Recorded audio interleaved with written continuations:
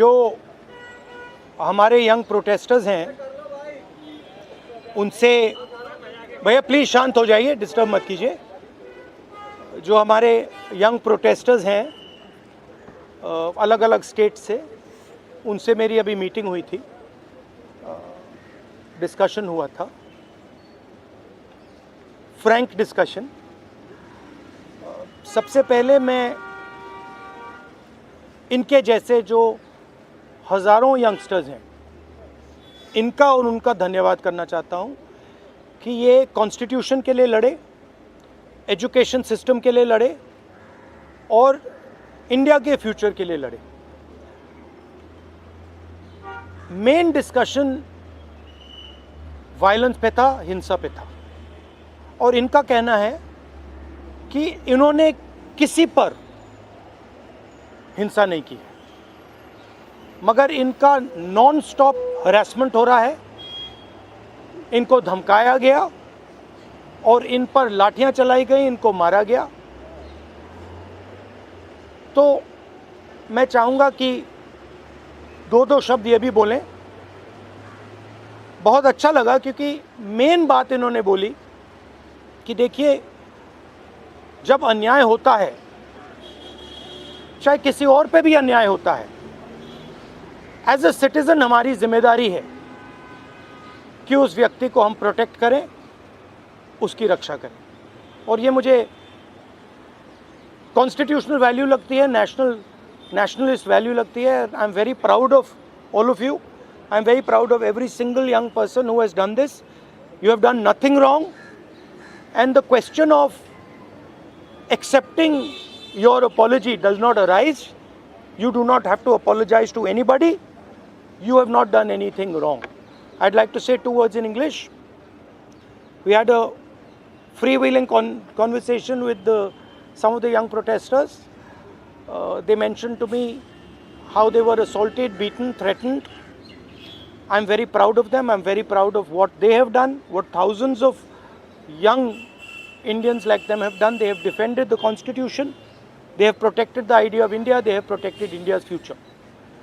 Complaining about the education system, which is a flawed system, a collapsing system, a useless system, is not a crime. If anything, the system needs to be changed. It needs to be corrected. And that is all they were asking for.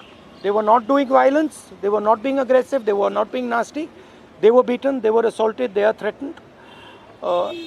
Accepting their apology, forcing them first, sending gundas to their house. महिलाओं के घर में गुंडा भेजने के बाद forcibly उनसे apology, 15 साल की बच्ची से अपॉलॉजी लेना और फिर उस अपॉलॉजी को एक्सेप्ट करना, accepting that apology is complete nonsense. We do not accept it. We want a education system that works. We want exam leaks to stop, and we want the future of this country, who is them, to be respected and protected. So would you like to say a word? Hello everyone, मेरा नाम है रिया अहीर. मैं वो लड़की हूँ जो Mumbai police के सामने आ गई थी. यू गाइस से कि ये वो लड़की है जो वायरल हो गई है, जिन्होंने मुंबई पुलिस को रोका था. बट मैं मीडिया से ये कहना चाहूँगी, मैं वो लड़की हूँ जिन्होंने 20 बच्चों को अनलॉफुली डिटेन होने से रोका था. Please change your narrative, change your perspective. पर जो भी मैंने किया उसकी वजह से मुझे बहुत हरास किया जा रहा है. ट्रोलिंग नहीं बोलूँगी मैं, क्योंकि ये ट्रोलिंग नहीं है, ये क्राइम है. और सिर्फ यही नहीं, जनता ही नहीं बल्कि पार्टी वर्कर्स भी अभी अपने फेसबुक पर पोस्ट लगा रहे हैं, मेरे बारे में गलत बोल रहे हैं कि मैं जो कुछ भी कर रही हूँ 140 रुपीज़ में अपनी बॉडी बेच रही हूँ. सर, आप खुद ही सोचिए, उनके दिमाग में ऐसा कितनी गंदगी भरी रहेगी कि वो ये बोल रहे हैं. 27 को मैंने क्राइम रजिस्टर करवाया था. आज 5 तारीख है, मेरे हाथ में अभी तक FIR नहीं आया है.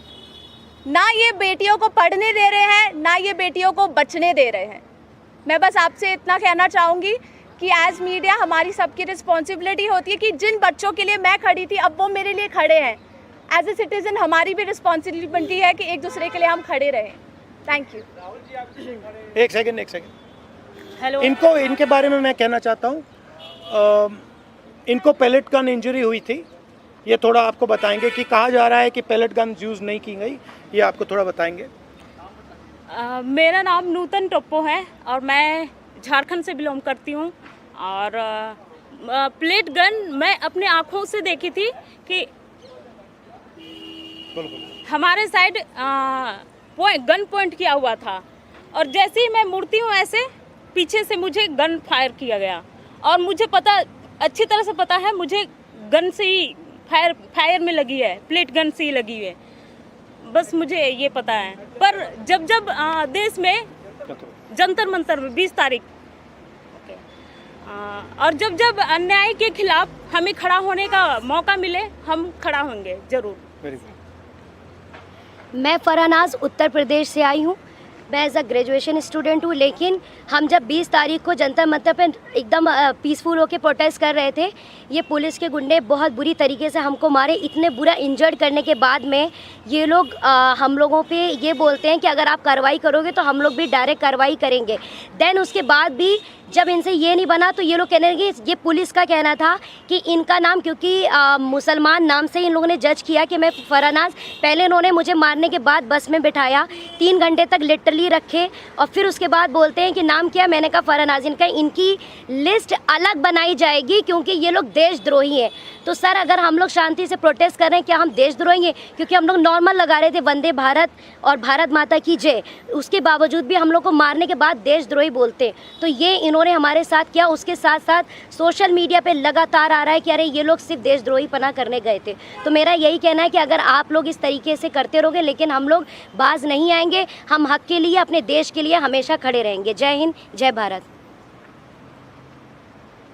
मेरा नाम भरत बानाइत है। मैं नागपुर से आया था जो जंतर मंतर के लिए प्रोटेस्ट किया था।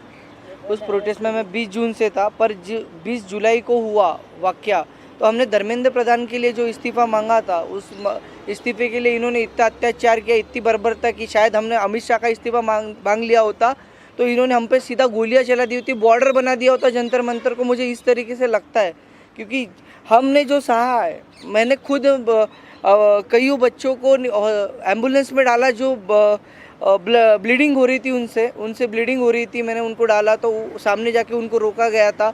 उनको रोकने के बाद उनको फिर जिनके सर पे लगी थी उनके पैर तोड़े गए और जिनके पैर टूटे थे उनके सर फोड़े गए, हाथ तोड़े गए।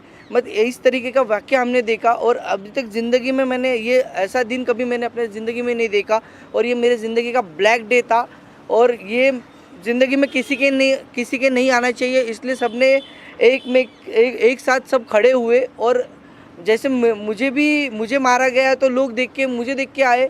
पर अभी हमें लगता है कि उस दिन अगर हम रुकते नहीं जंतर मंतर पे तो ये लोकतंत्र का आखिरी दिन होता। यही मैं कहना चाहता हूँ। धन्यवाद। हाय एवरीवन, मेरा नाम मुस्कान है।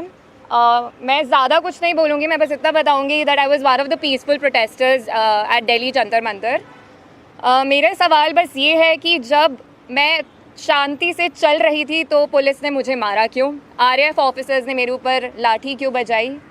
और जब ये साफ साफ रूल है कि आप थाई के ऊपर नहीं मार सकते हो और एक मेल ऑफिसर किसी लड़की को नहीं मार सकता, तो एक मेल आरएएफ ऑफिसर ने why did he try to jab a baton into my buttocks? मेरा बस इतना सा सवाल है। और अगर इसके लिए जिसको भी उसने ऑर्डर दिया था, अगर वो आके मुझसे माफ़ी मांग ले तो मुझे भी बहुत खुशी मिल जाएगी। एंड सेकेंडली, क्योंकि मैंने बोला कि मेरा नाम मुस्कान है, मैं एडिशनली ये भी ऐड करना चाहूँगी कि सरनेम मेरी शर्मा है।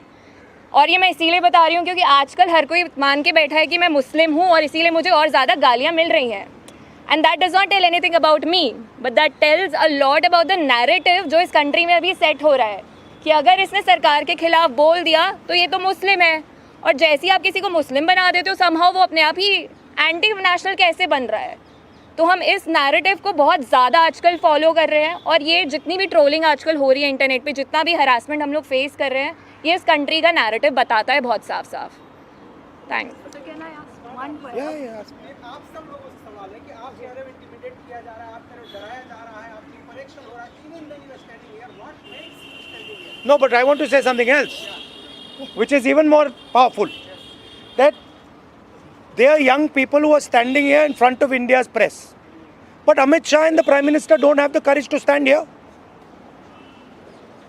अगर ये बाहर जाएगा उसके बाद हमें रोज़ और गालियाँ पड़ने वाली हैं। What makes you standing They are क्योंकि Indian. कल को मेरे साथ गलत होगा, मेरे साथ कोई आके खड़ा नहीं होगा अगर आज मैं दूसरों के लिए आवाज नहीं उठाऊंगी। और ये ऐसी कंट्री है, टू बी वेरी ऑनेस्ट, जिन लोगों को मेरी सुरक्षा करनी चाहिए उस दिन मैं उन्हीं लोगों से पिट रही हूँ।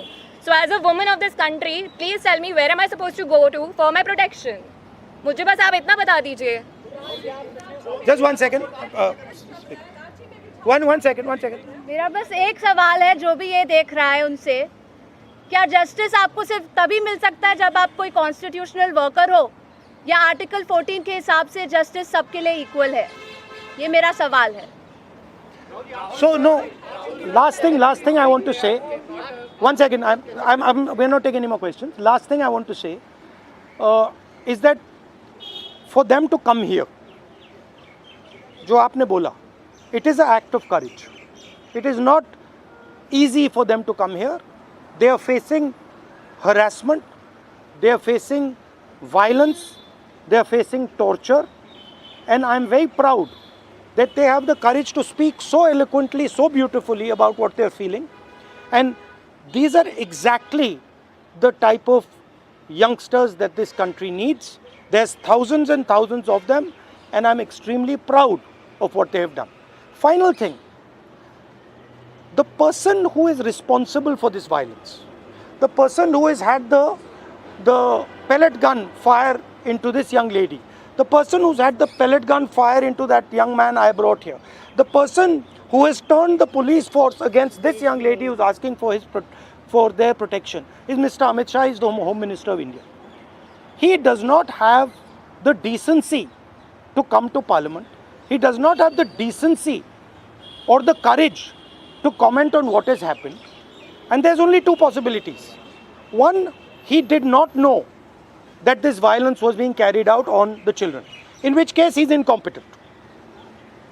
And two, that he ordered the shooting of the pellet gun, he ordered the violence on these children, on these youngsters, which means he is culpable.